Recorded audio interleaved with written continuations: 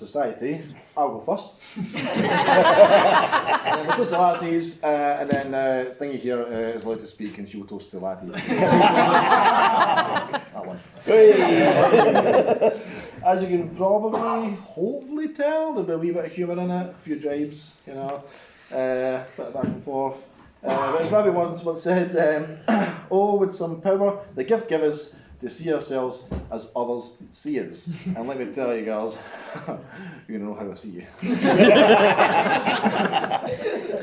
He also said, suspense is worse than disappointment. So here goes. Actually, Johnny, I think that because we do live in a patriarchal society, men have had enough to say first. So I'm going to go first this time, and you can just have your wish and set yourself down. Gavel film, I'm sorry.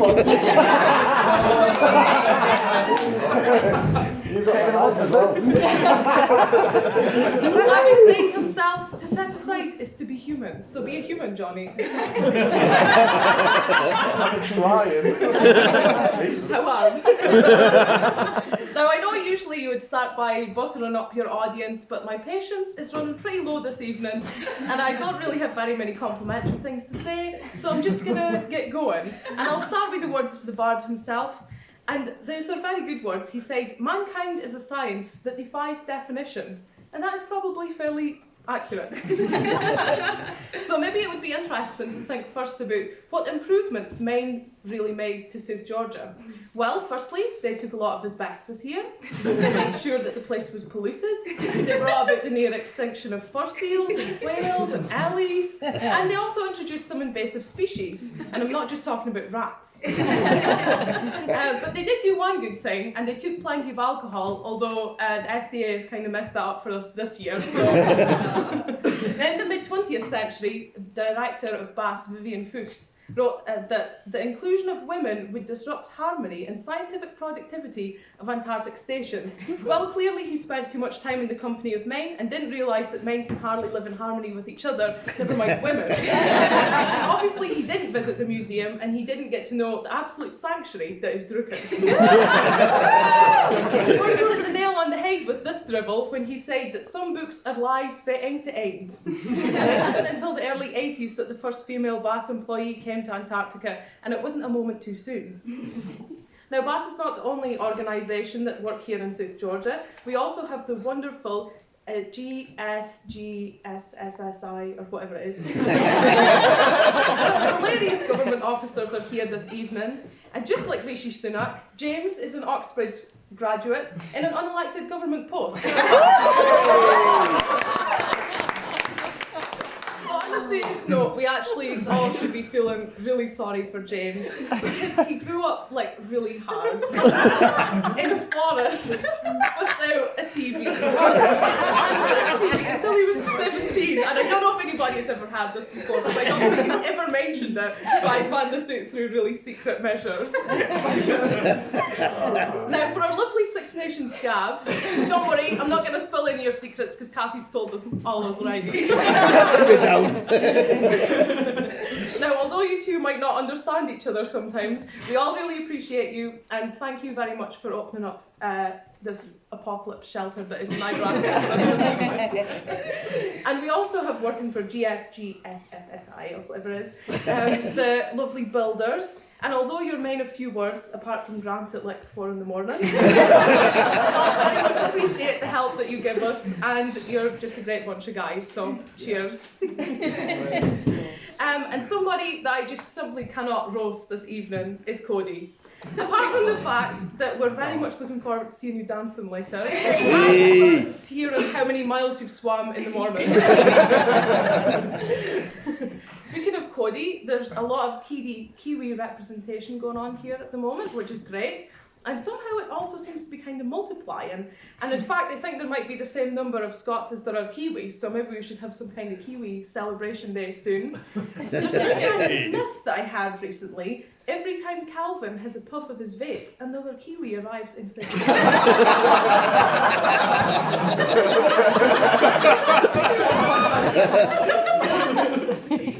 Now, Burns once said, "No man can tether time nor tide nor Leo. Joking aside, we're all very appreciative of your infectious positive energy, Leo, and we love that you're always up for a laugh, even if you don't know what the joke is. I do wonder what's going on in your head sometimes. I feel like it would probably be like a very funky like backing track. There would be some kind of like disco music going on. And then you know those TVs that you had at school that had like the logo like bouncing around?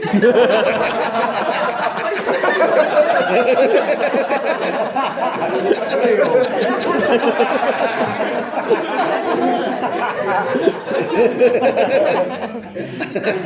Strange things going on in heads. What about Joe, our fabulous station leader? Thanks for holding this all together, Joe, even if it is kind of loosely. I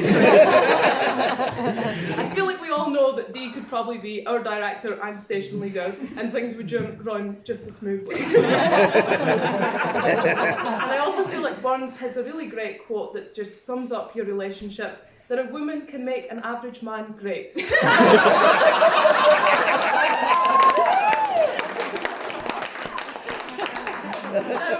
Obviously, they might say George. So suave and sophisticated and accomplished and good at everything, especially throwing. Sorry, Johnny told me to ask you this. He really wants you to get hinged so he can add you on it. Now, despite the charm that George has, his work is maybe less charming because he sifts through shit all day, or jobbies, as Richard calls it, gets shitting on by birds, and looks at pups' arseholes. And if you thought that scientists were glorious or glamorous, then you should hear the bio of our deputy postmaster. Now, Matt, I can't make too many jokes about you because otherwise I'll get like the spider crab stamps and my parcels. But unlike Robbie Burns, Matt has actually had some problems with the ways of women. We've heard about this from him, and I feel like these problems are immortalised in some of his famous poems that Burns commented. Matt was a wee coorin' timorous beastie, and in front of women he went red like a red rose.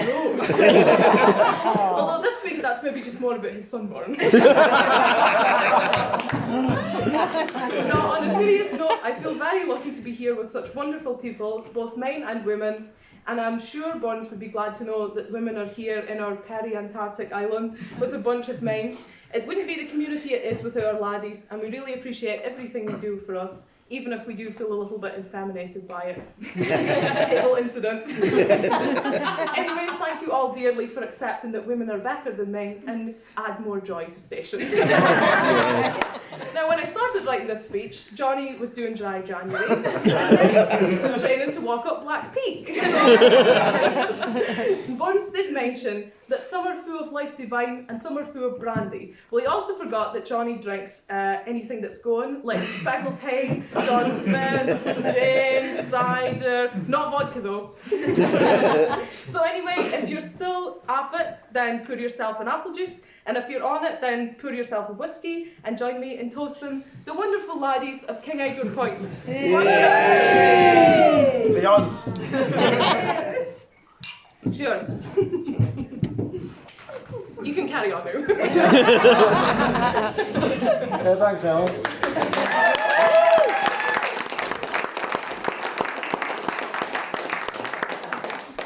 So when I said it'd be funny to mix things up and let you go first, I never regret that. Because I need to follow that shit. So yeah, back to Robbie Burns. It's hardly in anybody's power to keep the things for being sour, so strap it. As Ellen's pointed out, it was a long time before they made a mistake of allowing women to come to this island. And since then, we've had to put up with them. For example, Ellen. As a Scotsman, I feel it's my duty to tell you that all the words and phrases that she claims are from Shetland, well, not really, she's just fucking illiterate.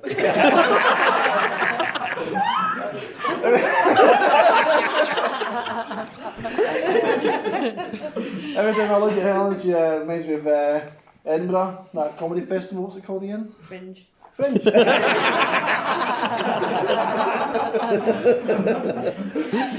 Where's Anna? If Anna isn't knitting, running, hiking, camping, baking, crafting, Anything else, she's just planning something else to do to avoid working. And then of course we get Dee and Kathy with the partners here. Joe and Gavin, part of the problem, bringing women to the fucking island. Sorry. Our bad. I did ask them what I should say, but what they told me I will not repeat. Move on. And quite a lot of Eva. As Eva, however many times I've wrote your name, I spelled it differently every fucking time. Saying, no, your name is like a bad starting countdown. Vowel. Continent. Vowel. I've no doubt in my mind you've meticulously planned everybody's murder in this house. And I knew it. I've written it down here. I'm going to top of the list. Johnny, can you say murder one more time? Murder. Collie Whirly. Alarm. Unbelievable. Violet anti-theft system. I think. Too many times I've been asked to say that. You ever hear somebody say a blonde joke and think, it's too much, that's too far, that's so unrealistic? That brings one to Carrie. It's not even a real name, it's just what Josh has to do to get through work. For the first 2 months here, Carrie never knew that it got dark, because every time she went to the bar, it was daylight. Every time she left the bar, it was daylight. I so wish our boss was here to hear that one. And then there's Lauren.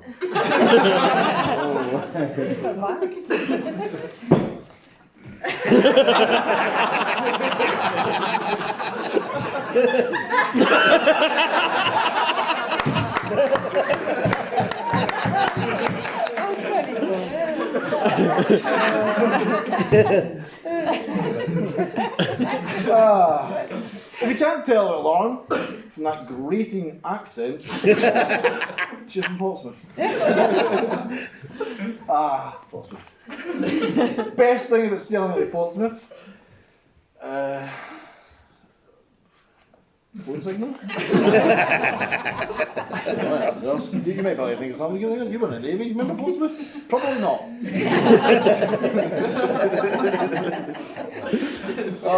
If you don't know Pompeii, that's what they call Portsmouth for those who don't know. Best way to describe it, in Pompeii there was a really terrible natural disaster that killed everyone. In Pompeii, they wish there was a natural disaster. It's a fact that actually, when Pompeii was bombed during the Second World War, it made millions of pounds worth of improvements. Somebody once told me that the seagulls in Pompeii fly upside down because there's nothing left to shit on.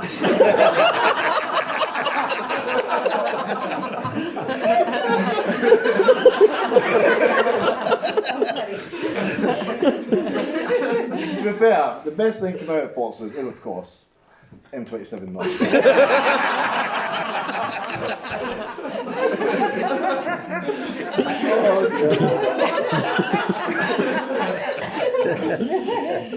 Lauren is an example of a feminist. Oh no. Strong, independent women. Do you know who doesn't have to call them strong and independent every time they achieve something? Men.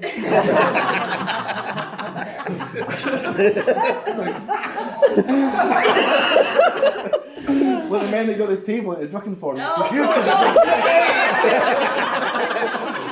Oh, it's not possible. Well, it was. It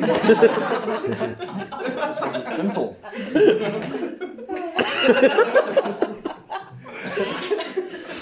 Stunning, dreamy, wholesome.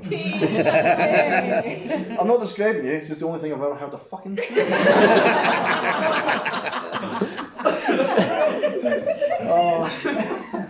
And then I'm going to move on to the nice things. I did have a post-it note, but it's disappeared. It was fucking tiny though, as well. I think what I said on it was boobs. It says so.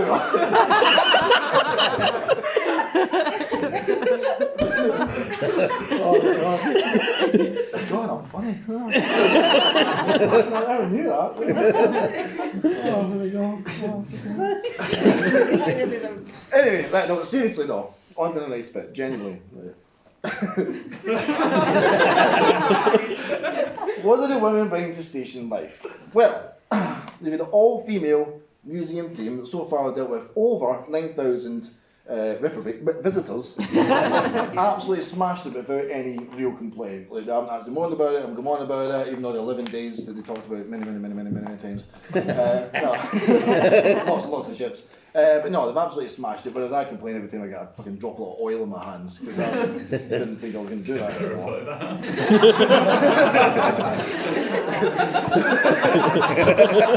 I don't know what you said, but it's funnier than anything I've said. So. Also, they've created a very welcoming home at Drucken, where I've been there many times, whether it's just for a leather, chill out, watch a movie, get drunken at Drucken. It's been great. Like So thank you. it. What's that? I'm for swaddling. So when you guys actually do depart from here, I'll be absolutely devastated to see you go. Robbie once said it best: beauty is of a fading nature that has a season and is gone. So hopefully he's wrong. Gary, not knowing you for particularly long, but the way that you and Gavin have joined the station and just merged in with everyone is absolutely amazing. Your stories keep us all entertained for hours, and I look forward to many more, especially about Gavin. Exactly. Carrie unfortunately is on a ship right now. I heard someone talk about a wee adorable blonde, and I thought we were talking about Carrie, but it turns out we were talking about a blondie fossil. But you know, hey, same. What Carrie brings to the station is an everlasting passion for what she does. See the excitement on her face and talking about what she's talking about animals, or working with animals, and seeing the look on her face when she is doing so makes it worthwhile to take her out there on the boats to do what she's doing and to keep supporting science.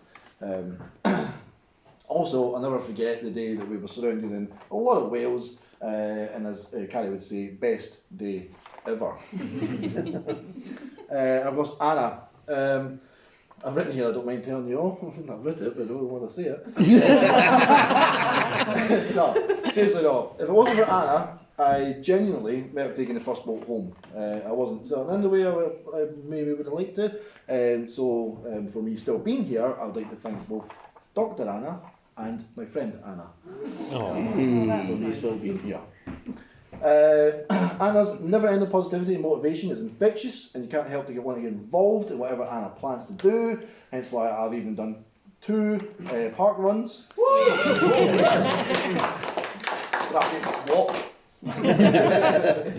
So Anna, thanks for looking after everybody's physical and mental health since you've been here. Yes. So back to what we said earlier about women being finally allowed to go south. Now we have an all-female museum team, a female doctor, bash scientist, last station leader, operations manager, chief executive, the list goes on. But they're not here just because they're women. They're here because they are passionate, hard-working, intelligent, motivated, glass ceiling smashing, groundbreaking, path-making people who have made it high, who've aimed high and continue to aim higher. So on that note, I'd like you to raise your glasses. Yes. To the Lassies. To the Lassies. Cheers. Chin. Cheers. Oh my god, you guys smashed that. That's amazing.